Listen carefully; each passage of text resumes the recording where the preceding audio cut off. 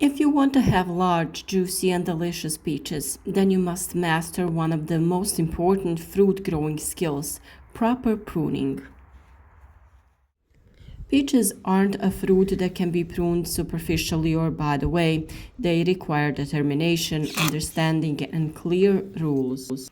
Unlike apples or pears, peaches bear fruit exclusively on 1 year shoots, that is, on branches that grew last year. This is why pruning directly determines the quantity and the quality of the fruit. The first and basic rule is that peaches should be pruned more heavily than most other fruit trees. If we spare them, we will get a lot of small fruits, a congested crown, and a weak color. If we thin them out and shorten them properly, we will get larger fruits and a healthier tree. The ideal time for pruning is late winter or very early spring, just before the start of vegetation, but when the worst of the cold has passed. Pruning during severe frosts can damage the tissue around the cut. The most common growing form for peaches is an open vase. This means that the middle of the crown remains empty without a central conductor, and 3 to 4 basic scalloped branches are formed that spread outwards. This shape allows sunlight to reach every part of the canopy, which is crucial for the fruit quality and disease reduction. It is very important to remove diseased leaves from the orchard and remove mummified fruits from the branches if there are any. These are the most common carriers of diseases because fungal spores and pests survive in them. When we talk about which branches should be removed, dry, broken, and diseased branches are cut first. They are removed completely down to the base without leaving any plugs. The cut should be smooth and made right next to the branch, but without damaging the collar-shaped thickening at the junction of the branch and the trunk. Leaving corks or short stumps is not recommended because they die over time and become an entry point for diseases. Then the branches that grow towards the inside of the crown, which cross or rub against each other, are removed. Strong upright shoots, known as suckers, are also removed if they distort the shape of the crown. They are cut completely down to the point of emergence on the tree itself. The most important part of pruning is the annual shoots because they bear fruit. These shoots are usually reddish in color, have smooth bark, and are between 30 and 80 centimeters long.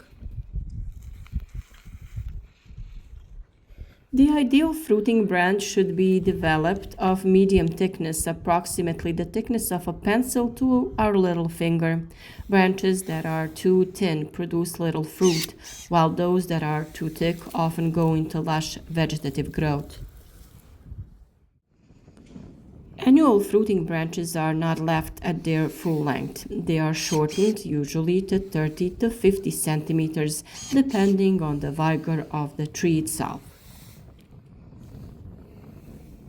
Weaker trees are pruned more moderately, while lush trees can be shortened more severely.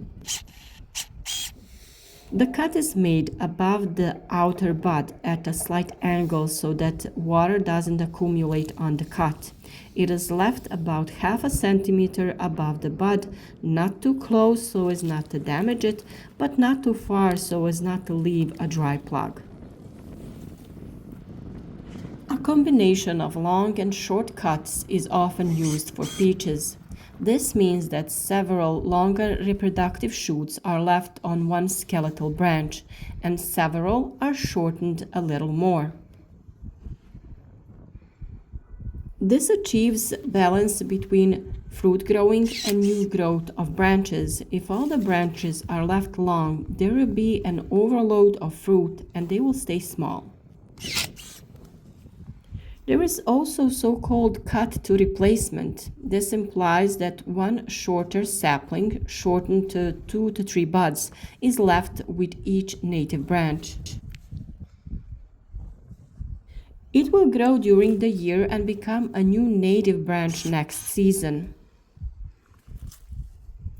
In this way, we ensure the constant renewal of the native tree and prevent the movement of fruit-bearing branches away from the base of the tree. Old branches that have already given fruit several times and become bare at the base should be removed gradually. They are cut to a younger side shoot that can take on the role of an extension. It must be located on the outside of the branch. If there is no quality replacement, the branch is removed to the base, but large stumps are never left. The length of the skeletal branches is also controlled. If they are too long and too high, they are shortened to a lateral shoot that is directed outwards of the branch. Mainly, the goal is to keep the tree at a height that allows for easier harvesting and protection, usually up to 3 meters. It is important to use sharp and disinfected tools. The shears should make a clean cut without crushing the bark. For thicker branches, a saw is used, and larger wounds can be coated with fruit wax, especially if there is a risk of infection. One of the common mistakes is pruning too weakly. When too many fruit buds are left, the tree will form a large number of fruits, but they will remain small. Then, additional thinning of the fruit is necessary to do in May. With proper winter pruning, we regulate the load on the tree in advance. It is also important to understand that pruning affects the balance between growth and fruit. Stronger pruning encourages vegetative growth, while weaker pruning encourages fruiting. In young trees, pruning is aimed at forming the crown, while in fruit-bearing trees, the focus shifts to maintaining balance and renewing the fruiting tree itself. Ultimately, peach pruning is not just a technical job, but a process of understanding the tree. Every peach is different depending on the variety, age, and growing conditions. Observe the arrangement of buds, the strength of shoots, and the burden from the previous year. When you understand that peaches bear fruit on young branches and that they need light and airiness, all decisions during pruning become much clearer. A properly pruned peach tree returns your effort many times over through healthy growth, less disease, and an abundance of quality fruit. After pruning, it is mandatory to carry out protection by spraying with copper preparations. In this way, the possibility of various diseases is suppressed. In the case of peach trees themselves, the most common problem is the appearance of peach leaf curl, which has major consequences for the health of the tree and can completely destroy it. This is a topic in itself, and we will talk about it separately, about the key moment for protecting in order to avoid the occurrence of this disease. So stay with us and do not miss these important tips. Since pruning always comes first, then protection, we have solved this topic first, so we will go into the details of protection in our next video. One important step is also adding nutrients that are natural, hoeing the soil around the fruit tree, which we have talked about a lot, so you can already watch these tips on our channel.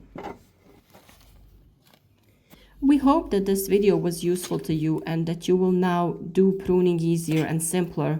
We really tried to show everything and explained it so clearly.